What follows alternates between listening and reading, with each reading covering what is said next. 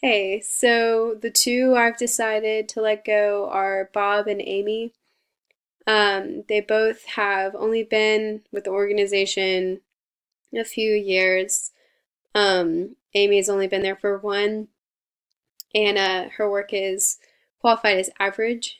Um, and she's married, but she doesn't have any kids, so I think that she would be okay if we let her go. And then Bob has only been there for 2 years. And the only other person who's been there for 2 years is Michael. And Michael's work is excellent and Bob's is good. And so we want to keep the worker who's going to give us better work. And Bob only has two kids, but they're grown. And he's married.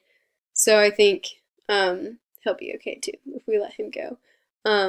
Because we don't want to let anyone go who's been working with us for a long time, because we've built that mutual trust with them, and we don't really want to let anyone go who has kids that they are the sole supporter.